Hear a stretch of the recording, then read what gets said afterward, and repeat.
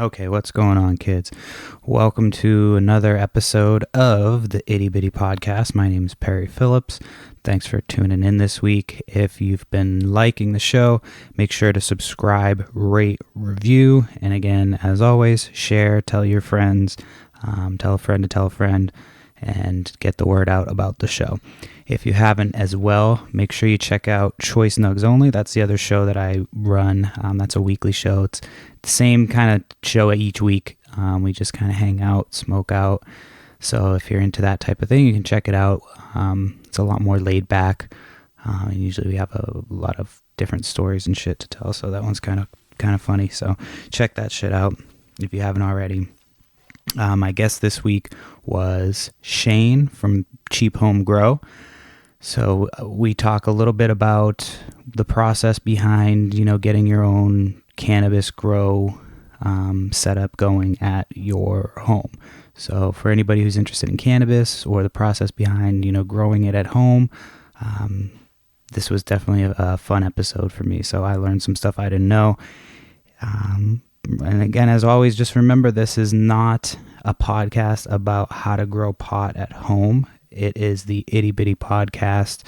It's anything but, and it starts now. Welcome to the Itty Bitty Podcast.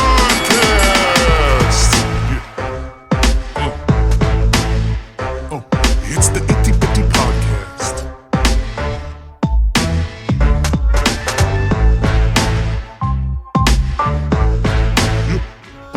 It's the Itty Bitty Podcast.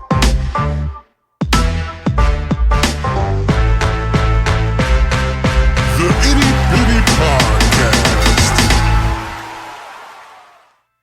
So Shane from Cheap Home Grow, welcome. I'm assuming you're weed legal if you're listening to the show and you're planning on starting a home grow, or if you're in a state that's not legal. Just kind of a little disclaimer before we get going, that anything you hear on this podcast, just make sure you're legal with everything that you're doing. So Shane, welcome. Can you tell me a little bit about kind of how you got into podcasting? Is that the main source of advertising, or is it just kind of like something that you do on the side? What for you, what is podcasting, and how did you kind of get into it? Well, for me, and listen, first of all, thank you for having me on your show. I really do appreciate it. It's an honor to be your guest. Like I said, much appreciated. I appreciate you coming on. Sure.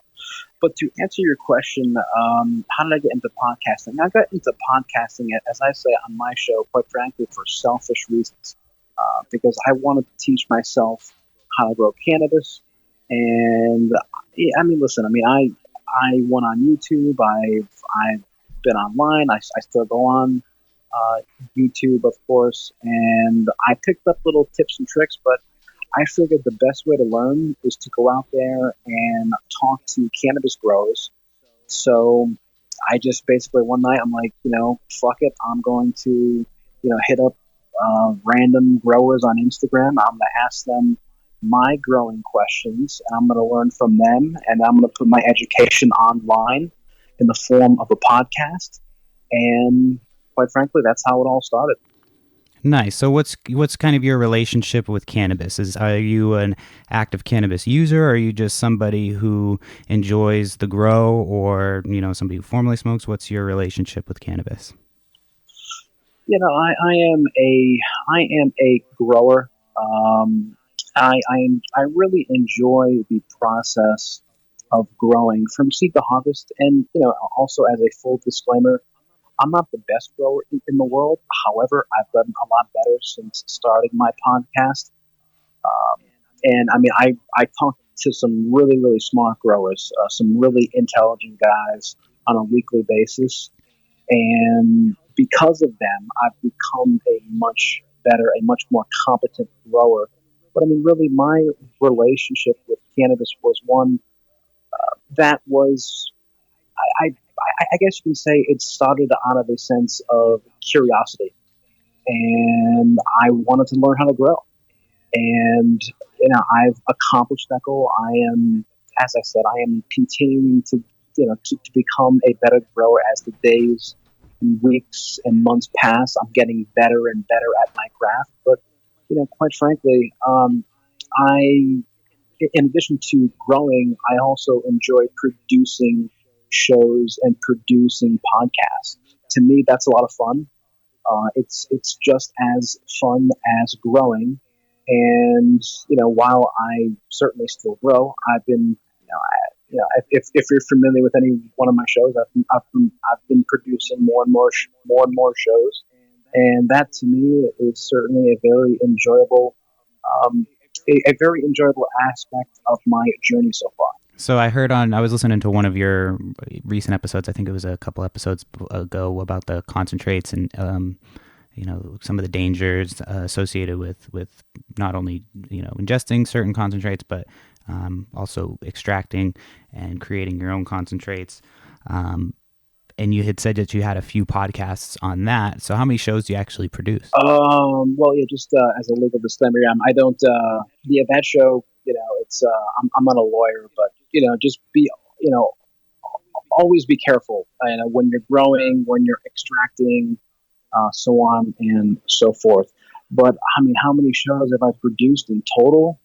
Oh, Jesus. I mean, I started doing this, believe it or not, in December of 2017. Okay. But it wasn't until I believe August or September of 2018, or maybe it was July. Yeah, maybe, I don't know, maybe July, August of 2018 that I actually started to take it seriously. I started to release a show every week, and approximately 6 or so months after that, I started with my Growing with My Fellow Growers show. That is a weekly live YouTube show every Sunday p.m. That is a live show that takes place on YouTube, and then it comes out on podcast format every Monday morning. So in total, oh boy, I mean, I've produced and created, I think now over 150 shows. Okay, jeez. I know, right? That's a lot. Yes, I know, right? Tell me about it, man. It's a lot of fucking work. I mean, it's fun. I'm not making any money with it. I do it because I enjoy it. But I mean, if I'm being completely honest with you, I would like to make money with it somehow. But I guess we're just gonna have to wait and see, and see how that plays out. And I mean, listen, what's really exciting about being in the cannabis space right now is the fact that yes, it is still, in my opinion, it's still a relatively small community. But what's nice about it is that more and more people are coming online. More and more people want to grow their own. More and more people want to learn. And yeah, I mean, that's and really, I mean, there's of course a opportunity out there for shows like mine and shows like yours, and really that's what makes it fun. Because I mean, to be perfectly honest with you, in order to keep at the pace that I'm currently going, I mean, at a certain point, I have to try and turn it into a business. But I mean, as I said, we'll just kind of see where it goes, and we'll just take it away from there. I mean, I'm certainly in no rush, that's for sure. Now, tell me a little bit about Cheap Home Grow podcast. So the thing that intrigued me was the cheap part of Cheap Home Grow. I don't know if this is like a misconception or not, but I've talked to a few people. I've never actually grown myself. I'm curious to eventually grow. I've always lived in weed legal states. I've lived in Massachusetts, California, and now Washington. All are weed legal. So I came in pretty early when cannabis was legal in Washington for recreation. So I saw that whole process and how that went. But I've never gotten into home grow. The notion that I always had was that it was expensive and it was hard to do. So I kind of wanted you to come on and maybe talk a little bit about whether or not that's a misconception, or if it's, something that anybody can kind of do. It's something that my mom has even talked about being interested in doing. So I don't know if she wants me to blow up her spot, but whatever. So, right. So, No. I mean, really, to answer your question, I believe that is a misconception. I mean, really, I went into I went into the whole grow thinking that it would be expensive, but I mean, I've been a man. I mean, I've been a pretty frugal guy my entire life, and I want to do things, in a frugal way. And really, that's why I named it. I named my show the Cheap Home Grow Podcast because I like saving money. I think everybody does. So really, I look to do things in a I guess yeah, in a cheap way, but really more so in a frugal way. But to be honest with you, I couldn't name it frugal home grow because it just doesn't sound as good. So I had to name it cheap home grow. Yeah, it So doesn't have a nice ring to it. right, exactly. But yeah, no, I mean, it's to answer your question, to further answer your question, no, it's not as complicated as you might think. It really isn't. I mean, especially somebody that's new. Anybody that is listening to this that is considering growing your own personally, I would say grow organically, grow a auto flower so you don't have to worry about light leaks. Put some water on it. Maybe use some top dressing, and quite frankly, within 60 to maybe 80 days, you'll have a harvest and you'll be able to grow your own. It's not. I'm telling you, it's not as complicated as one might think. Now, don't get me wrong. It's not as easy as I just made it, you know, out to be. I mean, quite frankly, it's a little bit more complicated than that. But it's somewhere in the middle. It's somewhere between difficult and easy. It's right in the middle, bordering maybe, or I guess maybe slightly above easy. I mean, what I like to preach on my show and what a lot of my guests talk about is environment. Your environment has to be dialed in. Now, uh, now, if you want, I can talk about my own environment. Um, I'm growing in my friend's grow chamber, and as a shout out to him, Eric Rubbershot from Green Goddess Supply. I'm growing in this grow chamber. Um, I'm looking at anywhere between my humidity levels are say around like low to mid 60s. My temperature is around maybe 55 degrees, 53 degrees, and I have two oscillating fans. I have a filter. I have a light, and I just grow, man. It's a great setup. I really like it. I really enjoy it, and it makes growing for me a lot easier. So, for people who aren't too familiar with, the process of growing cannabis, I know that there's a couple of different types of ways that you can grow. Is there a process that Sure. you prefer over others, or is it just kind of situational, or is your chamber basically built for your ideal condition as opposed to another Right. person's? Well, I mean, right, sure. I mean, listen. I mean, all growing is situational, right? I mean, if you have a really, if you live, say, down south, and you're living in a legal state, and you get sun, 330 days out of the year, then yeah, I mean, for you, growing outdoors probably makes a lot of sense. But if you're in the Northeast, if you're somewhere, where it's cold, where it gets snow, growing indoors, especially right now, makes the most sense. So, really, I mean, as you mentioned, is growing situational? And the answer is definitely yes. Growing is most definitely situational. I mean, I know growers up in northern Canada. And as a shout out to Miss Moody Grows on Instagram, she's from northern Alberta, and she grows during these summer months. She grows, as far as I know, she grows primarily outdoors. But summer up in northern Canada doesn't really last a lot, or excuse me, it doesn't really last a long time. So she grows primarily indoors. I believe she grows hydroponically in cocoa core. I'm pretty sure. So, yeah, I mean, growing is definitely situational without a doubt.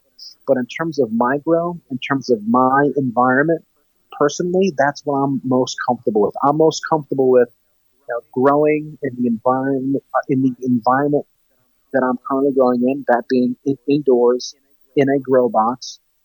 And I mean, and listen, I mean, I know that I get kind of a lot of shit from people because I grow autoflowers indoors, and a lot of growers say that you shouldn't grow autoflowers indoors. But me personally, I love growing. I love growing autoflowers indoors. It's fairly easy. Um, as I already mentioned, you don't have to worry about light leaks or anything along those lines. Now, when you say autoflowers, what are And you talking about?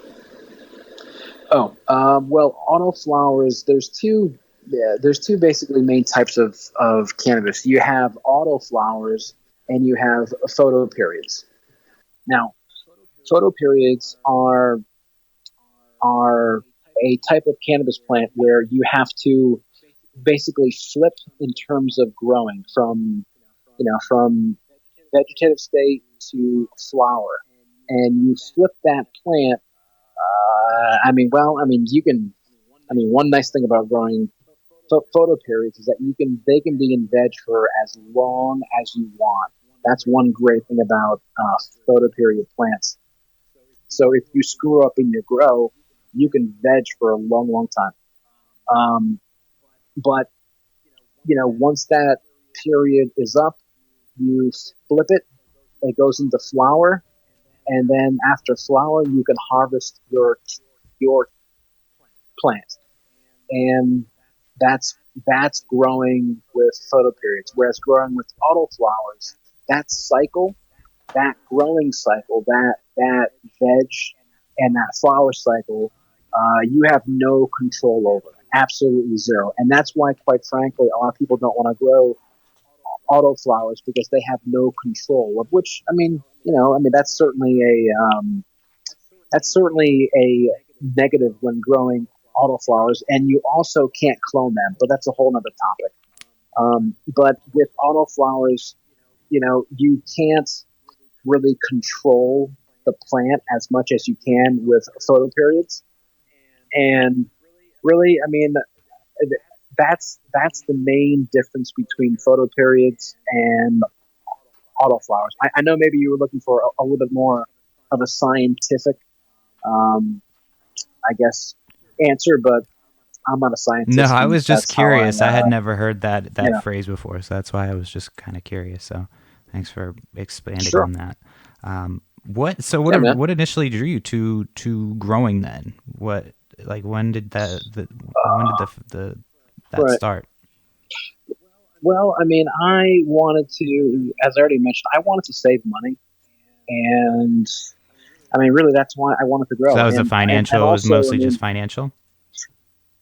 sure, yeah, I mean, I guess you could say that. And also, um, my buddy Eric Robichon from Lugana Supply, he has a startup company, and I said to him, I said, "Listen, Eric, um, how can I help you?" He's like, "Well, you really can't help me, but why don't you just start a blog, and maybe you can link back to my website." And I did, but I'm like, well, maybe I should grow. And I've been growing because I've always been really curious about growing. And at around that time, I started to do a lot of research. I started to grow and what have you. And listen, I mean, I've always been curious about cannabis. I mean, even when I was younger. I mean, not that I'm old. Um, and that's how I started. I just, quite honestly, I started because I was and still am very curious about cannabis. And now, nearing 2 years later, um, here I am.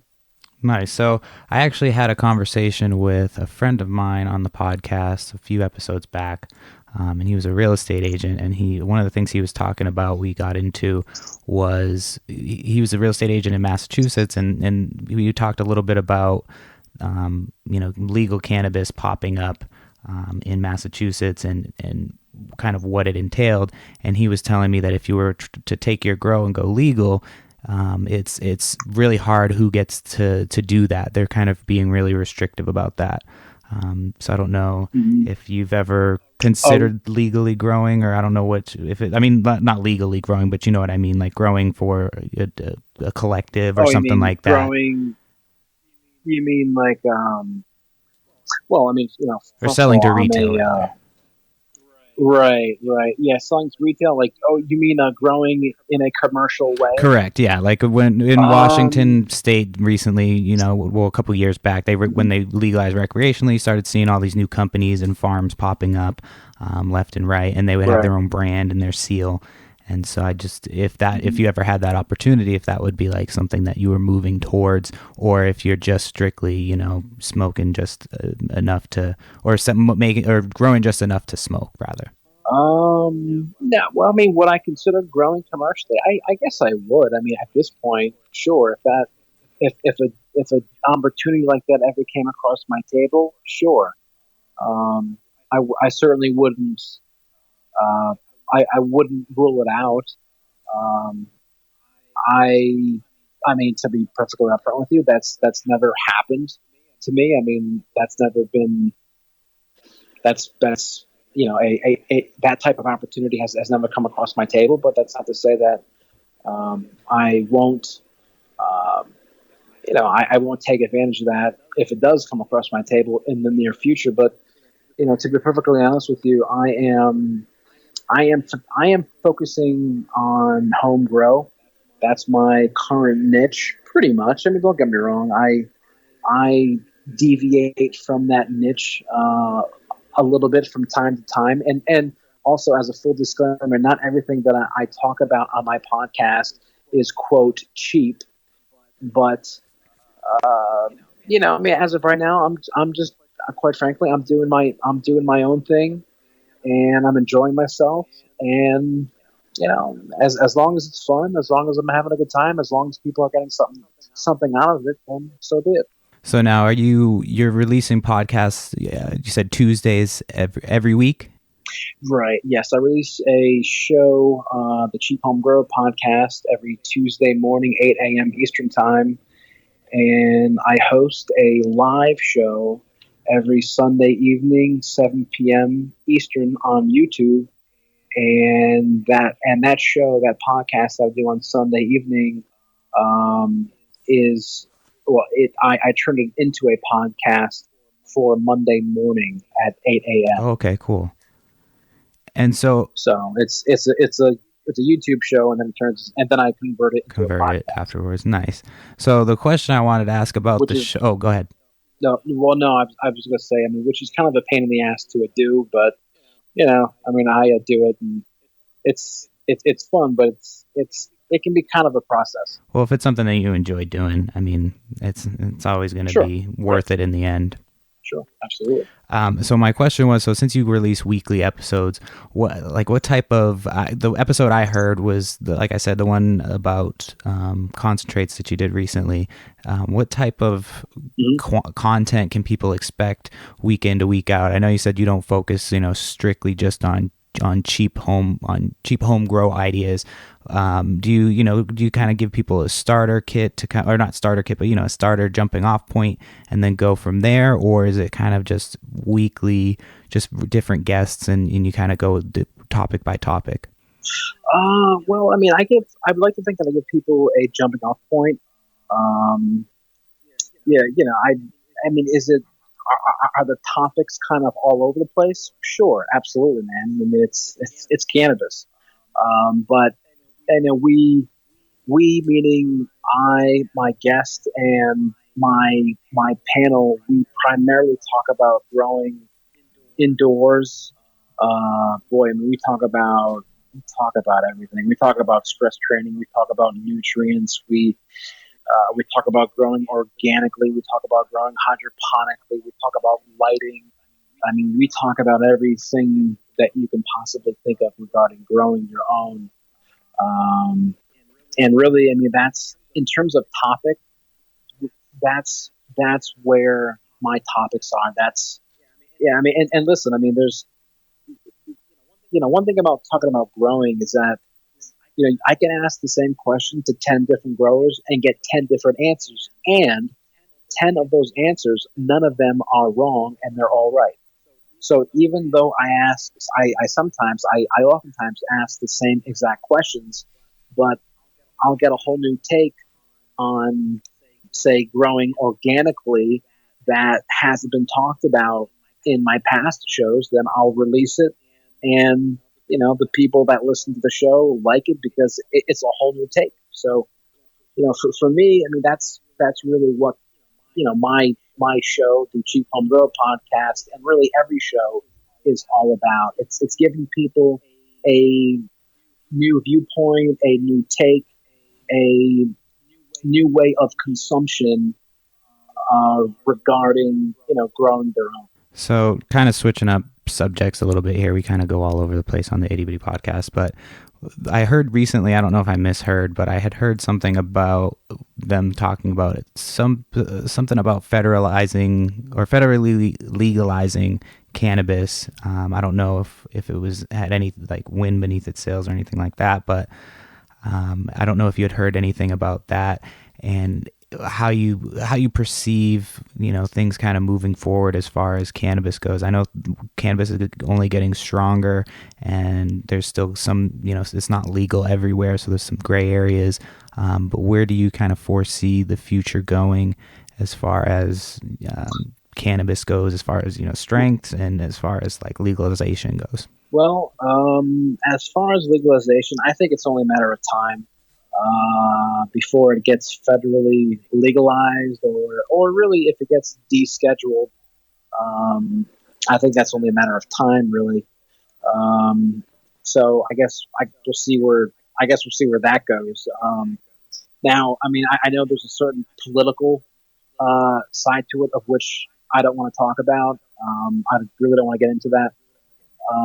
But in terms of federal legalization and what have you, I guess we're just going to have to wait and see. Now, in terms of cannabis consumption, sure. I mean, I think I think as time goes by, I think because listen, let's be honest. There's still a stigma regarding cannabis. There just is, and I think as time goes by, I think more and more people are going to be more open to consuming cannabis. And when I say consuming cannabis, I don't necessarily mean smoking cannabis, but say consuming cannabis in the form of CBD, or in the form of a bath bomb, or in the form of say cooking with cannabis. People don't necessarily like one thing that I really learned is that a lot of people that are curious about cannabis, they have no interest in getting quote high on cannabis, which is perfectly fine.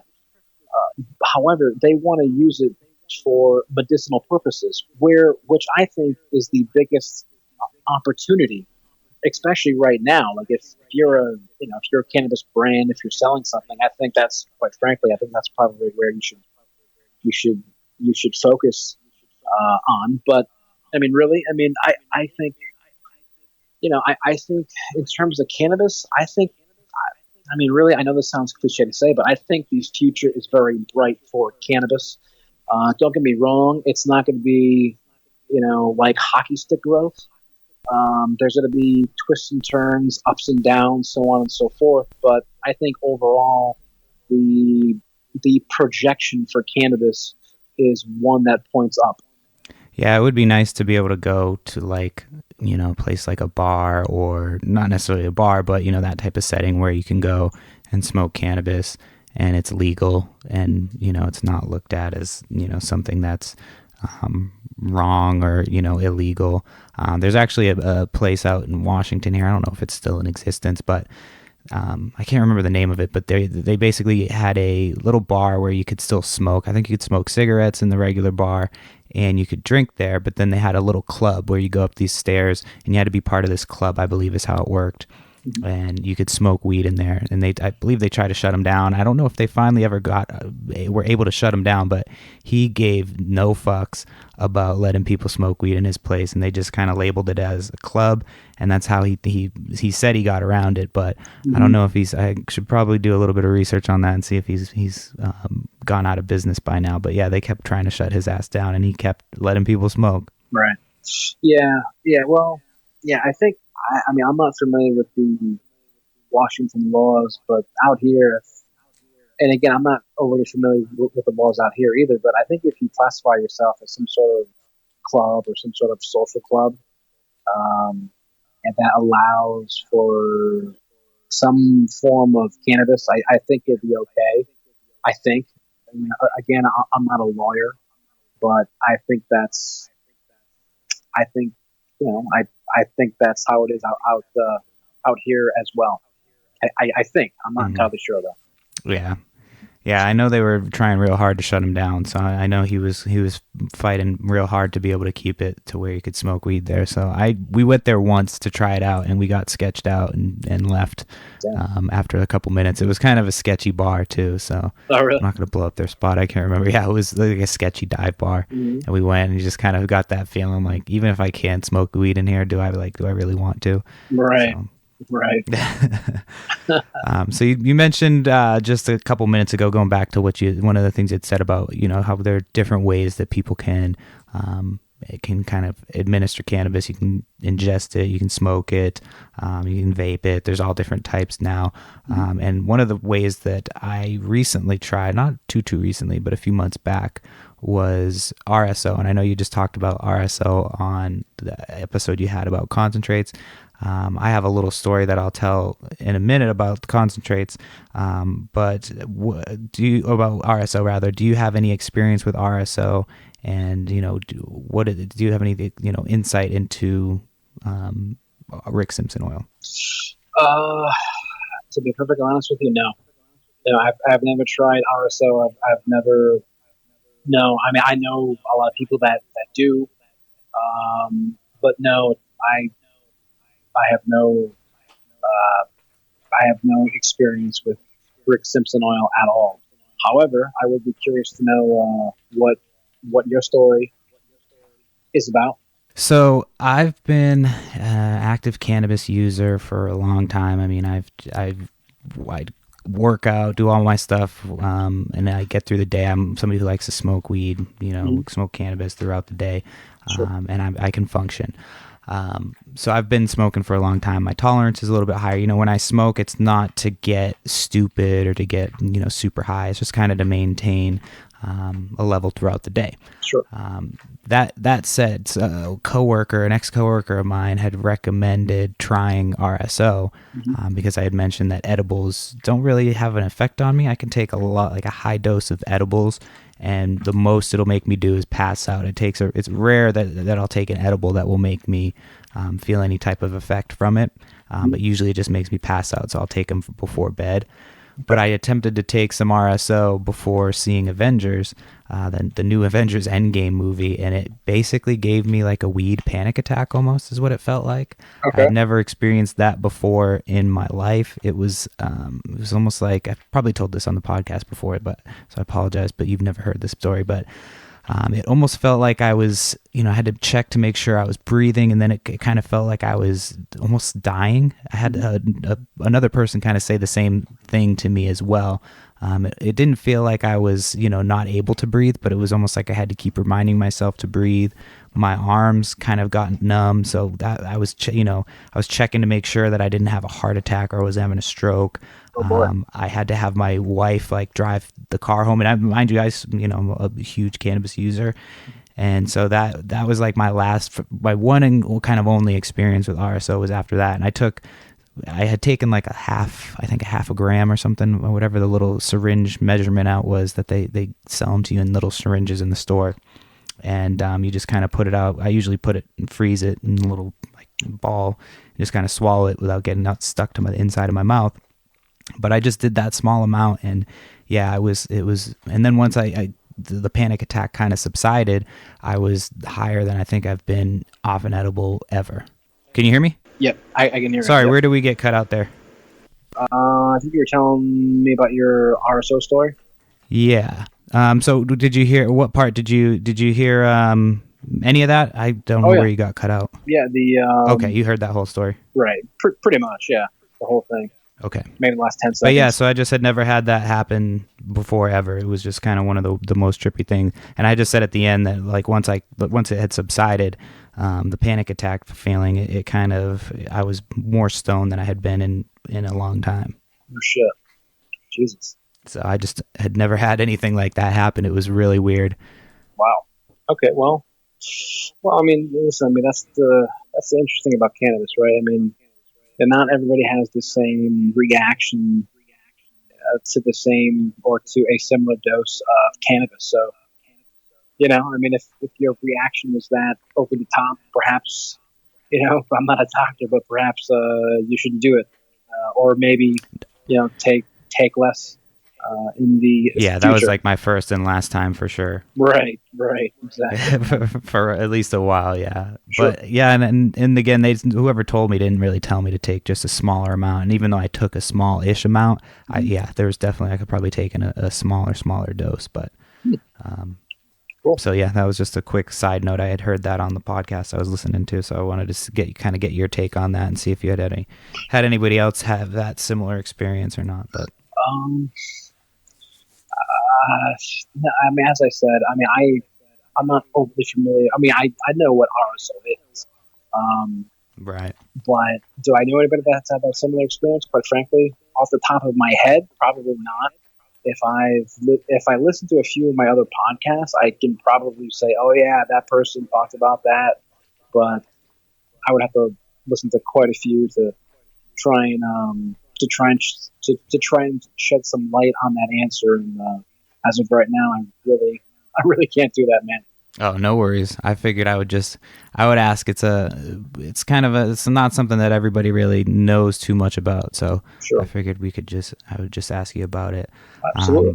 So let me switch gears here again, just because we're always off on tangents on this show here. But let's say that you're gonna come up with a strain of cannabis. What would be, now I know that like I've heard a lot about like how sativa and indica and all that stuff doesn't really, it's kind of hard to regulate and kind of check and see what actually the percentages would be. But if you were to make your perfect kind of strain, what would you prefer to do? Would you prefer to do something like more of a sativa, more of like an up and happy, like upbeat, or kind of more mellow, like indica feeling type strain? I would do something more upbeat, more happy, more energetic. Have you kind of just doing more shit, because to be couch locked, I don't know. That's not something that's not really appealing to me. If I was a master breeder or what have you, the strain that I would create would make you super focused. Like, I'm sure you've seen that movie. That movie with Bradley Cooper came out maybe 10 years ago. I think it's Limitless. Limitless. That's right. He takes that pill and he's just like focused. He's like zoned in. Yeah. Right. He's zoned in. He's in the zone. I would, because I think what you're asking me is, if I could somehow create the perfect strain, that's the strain that I would personally create. Just like a strain that would keep you laser focused. And I would smoke that. Yeah, and you would solve a bunch of problems and make the world a better fucking place. Yeah. So, have you ever come up with any names for any strains? No, I've never made a strain ever. Is that on your list? Is that my list of things to do? Quite frankly, no. However, I do host a breeding show. But for me personally, to make a strain, no, I'm not. I don't really have any desire to make a strain. So now, what as far as strains go are Mhm. concerned, and strains that are currently available, what's what's your go-to as far as what you usually like to grow? Is there something that you kind of Yeah. stick with that you like, or is it always going to be something different? Well, I mean, I enjoy growing. Right now, what I'm growing is green crack. And that's by 420 Fast Buds. That is a really good producer. It looks like it's going to be a very strong yield. And yeah, man, I've been growing that for a while, and I and love green crack. right, right. And anybody that might be listening, I encourage you to grow that strain. It's. I mean, so far it looks good. I mean, I know I didn't send any photos via a text message, but I certainly can. And yeah, man, it looks really good. It looks really strong. So if you've never grown for the first time, grow that one out. And also, I'm growing not a photo period, but I'm growing a auto flower in green crack. So check it out, man. Definitely. Would you say that there's types of strains there that are going to be easier to grow for people getting Sure, into sure. the industry than others? Yeah, I mean, I think so. I mean, you know, everything is genetic based. Um, there are strains that aren't easier to grow. I personally think um, the strain that I'm growing now is a fairly easy strain to grow. Um, there's, I mean, there's a bunch of, there's green crack. There's, what did I grow? What did I grow before that? There's AK-47. I mean, although I haven't run that in quite some time, but in terms of easy strains, sure. I mean, it's really all genetic based. It depends on the breeder's genetics. I mean, really, and that's why I preach growing auto flowers because, I mean, really, all you got to do is put it in some soil, drop some water on it, and, water it every day, feed it every now and again, and wham, bam, you have a pretty decent harvest at the end of 60 to maybe at the max 90 days. And now, as far as like somebody trying to get into growing, what would be a reasonable amount that they would like, if somebody's saying, I want to get saved up and get started with this, how much would you recommend they have saved up? And, what would be the process of kind of getting started with their own home grow? Right. Well, I mean, I grow organically, and to grow organically, it's fairly inexpensive. I mean, all you really need is soil, a pot, a seed, a light, a fan, a air filter. I mean, although they can be expensive, but I mean, really in total, I mean, all you really need is, I mean, it depends on your grow setup. I mean, you certainly need an environment. You can grow in a Gorilla Grow tent. I mean, depending on which one you buy, they can be maybe 150 to maybe $500. And you need a couple of. I mean, in total, I would say you're looking at around maybe between genetics, between supplies, you're looking at around maybe like $1,000. Well, I don't know. Maybe anywhere between 500 to 1,000. Maybe at the very high end of cheap home grow, you're looking at maybe around $1,500. So it's really not that bad. And It's cheaper than podcasting. right, yeah, and I mean, right. I mean, a lot of people, when they grow their own, I mean, they get their money back within the first harvest or two. So it's even if you spend a couple of grand, but if you have a decent green thumb and you yield a pound, or a pound and a half or whatever, like, I mean, how much would that be if you were to go down to your local dispensary? I mean, Right. so, I mean, that's why. What would you say to somebody thinking about getting into a grow?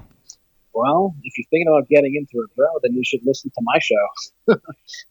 That's, There you go. Good plug. right. Yeah, exactly. But no, but really, if you're thinking about growing, I would say, don't, do your research, but don't overthink it. Don't think it's don't think it's overly complicated, because it's really not. It's easier than you think, and just do it, man. And really, one great thing about growing your own is the fact that you know exactly what is going in, or excuse me, you know exactly what is going into your cannabis. Whereas if you don't grow your own, if you go down to your local dispensary, if you buy it there, I mean, you don't really know how that cannabis was made. You don't know if if certain pesticides are taking advantage of that cannabis, or well, not taking advantage, but excuse me, that's the wrong terminology. You don't know if that grower grew that cannabis with pesticides. Whereas if you grow it, you know exactly what you put into it from start to finish, from seed to harvest. And really, that is another huge benefit of growing your own. And to really just say, to your listeners that are considering doing it, I would just say, do it. Don't overcomplicate things. Just get some soil, get a seed, get some water, buy a small little grow tent, and you'll be off to the races.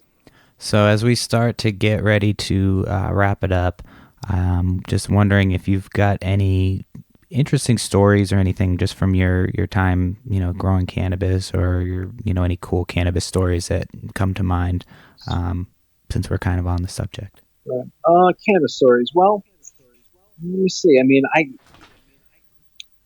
not really, not off the top of my head. I don't have any cool ones. I mean, I've got, I can tell you about some of my shows and what have you, but I really don't want to, do that. I mean, like if I'll tell you what, if anybody is interested in listening to my show, you can be found on YouTube and like all podcast formats. It's called Cheap Home Grow. You can learn how to grow cannabis indoors. But in terms of my own personal stories, I mean, not really, man. I mean, I really can't think of any. I can't think of any off the top of my head. However, I'm sure when I get off the phone, I'll be like, oh shit, I should have mentioned that. But as of right now, no, man, I don't have any crazy cannabis stories that I can share with you. No worries. I didn't mean to put you on the spot. It just means that you'll have to come back on if you think of any stories. Sure. Oh yeah, absolutely, dude. Absolutely. So while we start to wrap it up, why don't you once again tell people where they can check you out, social media, podcast, all that stuff one more time, just to kind of wrap it up. Sure. Well, if you're excuse me, if you're interested in learning how to grow your own, you can check me out on my website, cheaphomegrow.com. You can sign up for my email newsletter, and also the Cheap Home Grow podcast, which I release a podcast every Tuesday morning at 8 a.m. Eastern Time. And also, I host another show called Growing with My Fellow Growers, which airs under the Cheap Home Grow podcast. And that's a YouTube live show, 7 p.m. Eastern Time on YouTube. And it comes out every Monday morning, 8 a.m. Eastern Time. And that's called Growing with My Fellow Growers. And that's, as I mentioned, that is under the Cheap Home Grow podcast. Awesome. Well, Shane, thanks for coming on and talking with us. I appreciate it. Sure. To all my listeners, I'll talk to you guys next week. Shane, thanks again. Everybody check out Shane's show. If you're interested in anything that we were talking about today, definitely show him some love and check out that show. All right, man. Well, listen. All right. Take it easy. All right, man. It was a pleasure. Thank you. Yeah, have a great weekend. All right, man. Thanks a lot. See ya. Thanks again for tuning into the Itty Bitty Podcast, and thanks again to Shane from Cheap Home Grow for coming on and hanging out with me. If you haven't already, again, subscribe, rate, review, and share the show. Check us out on ittybittypodcast.com. Make sure you check out Choice Nugs Only. Check us out on social media. We're all over social media. I've got some cool stuff coming up in the next couple weeks, so make sure you're tuning in and following us. I'm going to be better about letting people know certain things on here. So make sure you're checking this out each week, and jump on social media again to make sure you get all the updates about the show. And I will see you bitches talk to you again next week. So bye.